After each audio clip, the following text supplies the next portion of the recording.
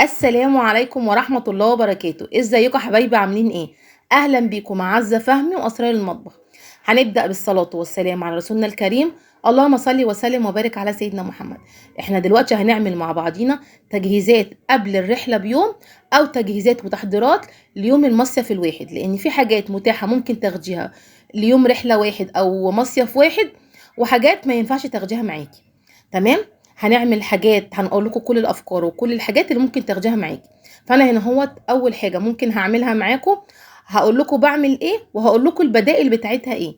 انا جبت معايا 3 بصلات، قشرتهم وهبشرهم عشان انا عايزه اصفي منهم الميه. طبعا لو البصل كبير هتحتاجي بصلتين 2، لان هنا البصل بتاعي وسط، اخدت 3 بصلات. فانا هبشرهم واصفي منهم الميه كويس جدا، بس مش هرمي الميه، هحتاجها في الوصفه بتاعتي، هقول لكم هعمل بيها ايه. خلاص، سبت البصل بتاعي، صفيته عصرته كويس وسبته في المصفى ينزل الميه اللي فيه. وجبت كده ربطه بقدونس، هخرطها معاكم، لانكم طبعا عارفين البقدونس بعافيه والخضره بعافيه. مش حبه، حبتين، 3، 4. فربنا يعدي الصيف ده على خير، لانها تتحرق في الصيف. وحطيت عليها البصل بتاعي، وحطيت عليها لحمه مفرومه، وهنزل بقى باللحمه عليهم كده اهوت بالبهارات بتاعتي اللي هي ملح، فلفل اسمر، بهارات لحمه، سنه جنزبيل، حبه زيت. هنعمل هنا يا جماعة كفتة مشوية في البيت بطعم ونكهة محلات المشويات، بنفس الطعم ونفس الريحة وكل حاجة. هتقولي لي ازاي؟ هقول لكم، خليكم معايا شوية هتعرفوا ايه الطريقة. طبعا البديل للكفتة اللي انت ممكن تاخديها معاكي في اي رحلة، ممكن تعملي كبدة، ممكن تعملي شاورما، ممكن تعملي بانيه. النواشف دي يا جماعة بتنفع في الرحلة، بتبقى حلوة جدا. ما ينفعش طبعا تاخدي مكرونه بصلصه في الحر دوت، ان الصلصه بتحمض. المحشي سمك، الحاجات دي ما تنفعش في رحله او ايه مصيف يوم واحد. ممكن لو انت رايحه تقعدي في المصيف بتاعك يومين 3 اسبوع، بتاخدي الحاجات دي وتعمليها هناك. غير كده ما ينفعش. يبقى احنا قلنا بديل اللحمه المفرومه هيكون ايه؟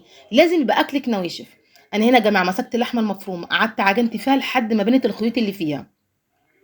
لازم تبين الخيط اللي فيها كويس جدا عشان تبقى متماسكه معاكي. وميزه انك صفيتي البصل من الميه بتاعته، ان مش هيخليها تفك منك. والميه بتاعت البصل انا بعوز ايدي وبصبع. انا صبعت هنا يا جماعه ايه؟ عندك مسنه، عندك خله، عندك معلقه ده خشب، معلقه عاديه. المهم تخليها متفرغه من جوه عشان لما تسويها تبقى مستويه حلوه، وتحسي وتشوفي شكلها من جوه عامل ازاي.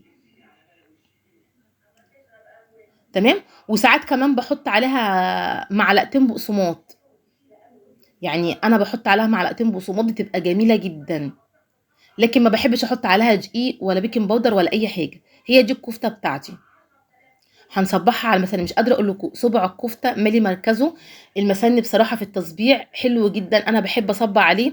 انك تطلعي الصبع زي بالظبط شبه بتاع اللي انت بتعمليه على السيخ بره. تمام. هنا بصوا انا صبعت الكفته بتاعتي كلها، شايفين شكلها؟ هندخلها بقى الفرن لحد ما تستوي. طبعا انا كل ده بعمله قبلها بيوم. لحد ما تستوي انا هقشر البتنجان بتاعي، بحضر بقى انا. هخلي بس ايه الحاجات اللي انا هقليها الصبح اول ما اقوم من النوم. هقلي بتنجان، هقلي بطاطس، اي حاجه. لكن الحاجه اللي ممكن تاخد مني وقت انا هحضرها من بالليل. هنقشر البتنجان بتاعنا وهنخرطه، وهنحط عليه حبه ملح، وهركنه بقى ايه كده هوت، عشان اقوم الصبح اقليه على طول. لاني لازم تحطيه في الملح عشان خاطر يشرب من الملح بتاعه، ولما تيجي تقليه ما يشربش زيت. طبعا يا جماعه انا بحب في الرحلات جدا اخد بتنجان بالخل والثوم. يعني لو هاخد اي اكل ما اقدرش استغنى عن البتنجان بخل وثوم. في ناس كتير جدا لها كيف تاخد حاجات معينه، في والله العظيم واحده صاحبتي قالت لي انا بحب اخد مسقعه، لكن انا بالنسبه لي بتنجان بالخل والثوم. تمام. طبعا طالما هنعمل كفته او كبده او شاورما او بانيه، يبقى لازم هنعمل طحينه. هتقولي لي الطحينه هتتكب منك، هقول لك اصبري هنحطها في ايه.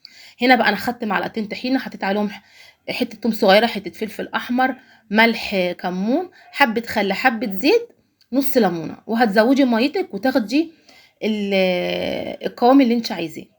طبعا الطحينه دي يا جماعه انا عاملاها في البيت، انا بقالي كتير جدا ما بشتريش الطحينه. الطحينه بقت ب 190 جنيه وبقت ب 200 جنيه.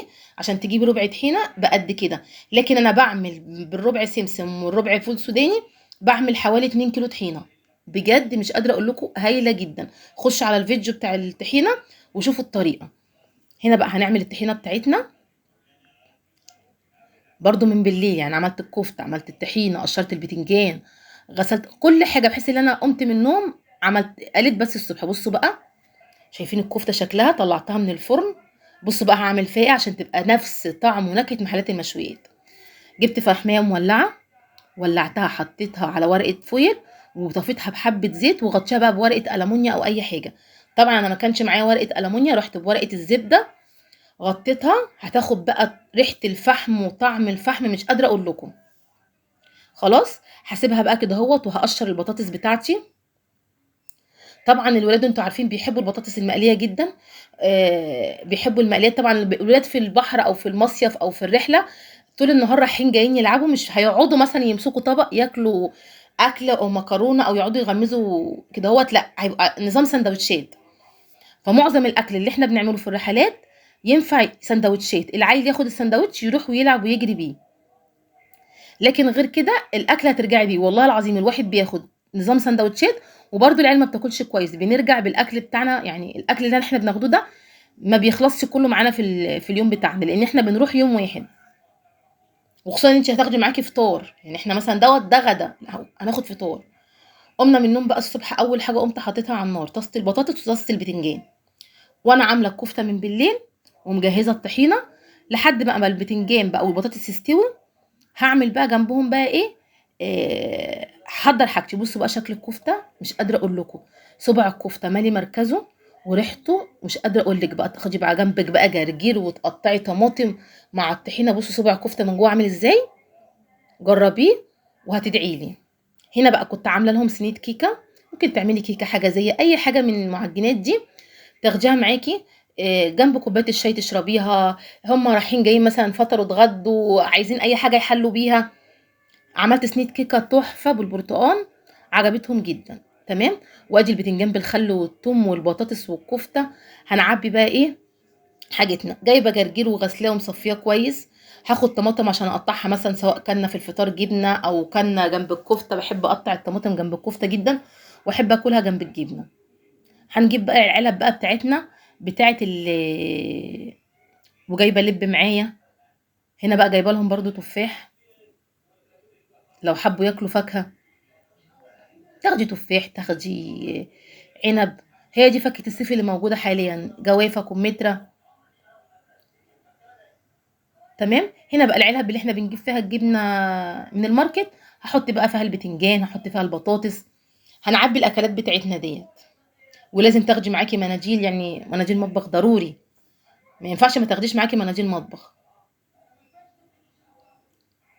صفيت طبعا البتنجان من الخل وكده اهوت عشان خاطر ما يبهدلنيش في الطريق. وادي البطاطس قليتها وبتقفليها بتفضل طول اليوم طريه. هنجيب بقى علبه الحلاوه دي، طبعا علبه الجبنه هتبقى قليله على الكفته. هحط فيها ايه الكفته بتاعتنا، شايفين شكلها من جوه روعه. بجد كانت جامده جدا. هنغطيها برضو. هنا بقى الطحينه بتاعتنا هنعبيها في برطمان بلاستيك، برطمان ازاز، وبتلفيها بفوطه وبتحطيها في الشنطه بتاعتك وبتاخدي منها بالمعلقه على السندوتش. بجد ما بيجرالهاش اي حاجه. بجد جامده جدا وطعمها تحفه، جربيها مش هتندمي. ودي طبعا الكيكه اللي انا لسه معبيها قدامكم. بصوا قطنيه وهشه وجميله جدا. وعملت لهم عصير مانجا كنت مسقعاه في الفريزر. هنا بقى جبنه بيضه، جبنه تركي للفطار، وهنجيب فلافل واحنا ماشيين. ودي كانت تجهيزاتي وافكاري للرحله. لو وصلتي لحد هنا ما تبخليش عليها بالكومنت الحلو والدعوه الحلوه، وتصلي على الرسول في الكومنتات، وتعملي متابعه صفحه الفيس واشتراك لليوتيوب ومشاركه للفيديو. والسلام عليكم ورحمه الله وبركاته.